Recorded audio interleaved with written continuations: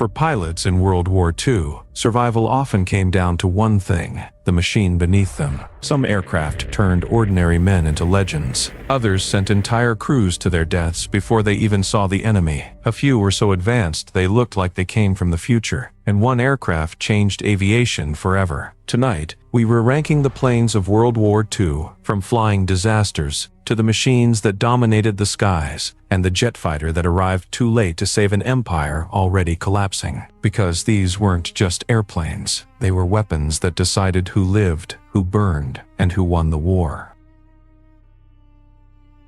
Blackburn Botha, Britain entered the war desperate for aircraft that could patrol the seas, hunt submarines, and strike enemy ships before they reached the coastline. What it got instead was the Blackburn Botha. On paper, it sounded capable. Twin engines, multi-role design, a crew large enough to handle long patrol missions. But almost immediately, pilots realized something was horribly wrong. The aircraft was dangerously underpowered. Fully loaded, it struggled to climb. If one engine failed, crews often had seconds before the aircraft became uncontrollable. And engine failures weren't rare. Training crews feared the Botha so much that being assigned to one reportedly felt like a punishment. Visibility from the cockpit was terrible. Handling was unstable. Landing accidents became frighteningly common. The enemy barely needed to shoot these planes down. The aircraft was already doing the job itself. Within months, Britain quietly removed it from frontline combat. Not years, months. But the nightmare did end there, because even after being withdrawn, the Botha continued killing inexperienced trainees across Britain.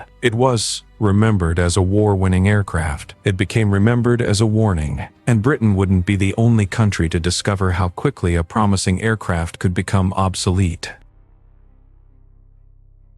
Brewster Buffalo. At first glance, the Brewster Buffalo looked modern. Sleek fuselage, enclosed cockpit, retractable landing gear. In 1939, it genuinely appeared to be the future of fighter aviation. Some pilots even loved it. Finnish pilots flying Buffaloes against Soviet aircraft achieved shocking kill ratios during the Winter War. For a brief moment, the aircraft gained a reputation as a hidden gem. Then came the Pacific War, and suddenly, the Buffalo found itself facing Mitsubishi Zeros. Everything changed. The Japanese fighter was faster, lighter, more agile, and flown by combat veterans with years of experience. Allied pilots trying to turn against a Zero quickly discovered they were already dead. British squadrons defending Singapore described the Buffalo as sluggish and helpless during dogfights. Some pilots climbed into combat already convinced they weren't coming back. The aircraft had become too heavy after extra armor and equipment were added. What once felt competitive suddenly felt trapped in another era. And in aerial warfare, being just slightly worse can mean dying in seconds. But strangely enough, one of the most outdated aircraft of the entire war was about to become one of the most effective.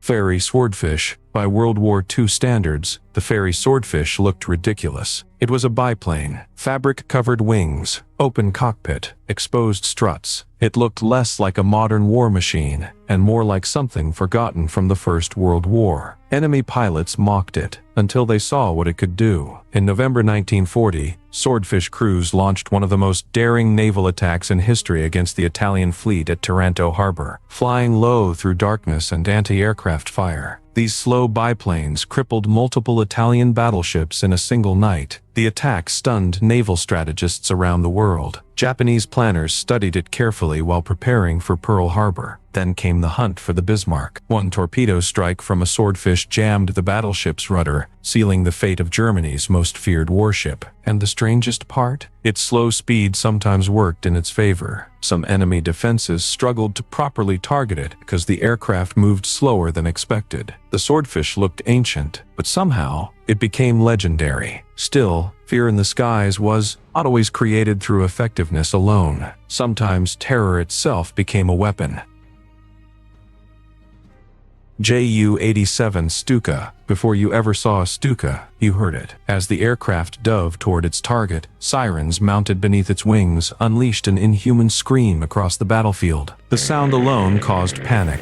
German engineers designed it intentionally. The Stuka was built just to destroy enemy positions. It was built to terrify entire populations before the bombs even landed. And during the early years of the war, it worked perfectly. Poland, France, the Low Countries, everywhere German blitzkrieg advanced, Stukas appeared overhead moments before devastation followed. They destroyed bridges, artillery, armored columns, and defensive strongpoints with terrifying precision. To soldiers on the ground, the scream of the Stuka became the sound of collapse itself. But the aircraft carried a fatal weakness. It was slow, extremely slow. Once Germany attacked Britain, the Stuka entered skies defended by Spitfires and Hurricanes. Suddenly, the terror weapon became prey. RAF fighters tore through entire formations in days. The same aircraft that dominated Europe now struggled simply to survive. The Stuka was devastating when nobody could stop it. Once someone could, its illusion vanished almost overnight. But while Germany relied on fear, Japan unleashed a fighter that genuinely seemed unbeatable.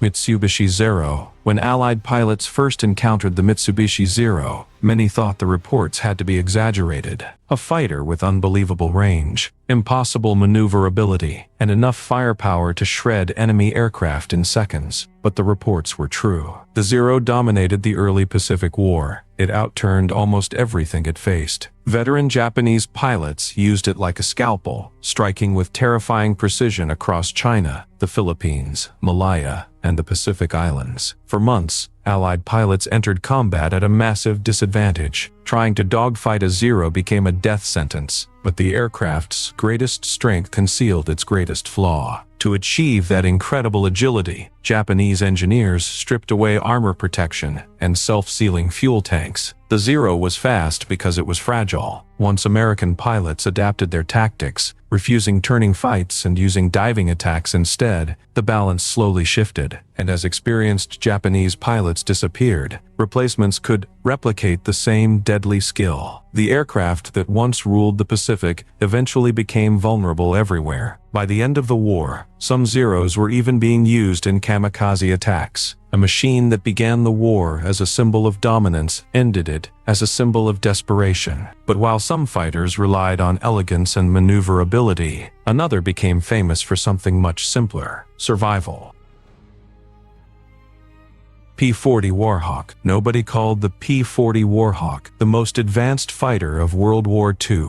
It was the fastest. It was the prettiest. And it definitely was unbeatable. But it kept surviving. The P-40 was built like a hammer. Heavy, rugged, relentlessly dependable. Pilots brought back damaged Warhawks that should never have stayed airborne. And when the Flying Tigers began fighting Japanese aircraft over China, the P-40 earned its legend. Claire Chennault understood something many others did. The Warhawk could outturn a Zero. So he told his pilots never to try. Instead, they attacked from altitude, struck hard, and escaped before Japanese pilots could react. The results shocked the world. The P-40 was extraordinary because it dominated the skies. It was extraordinary because it adapted. And in war, adaptation keeps people alive. But then Germany introduced a fighter so dangerous it genuinely alarmed Allied commanders across Europe.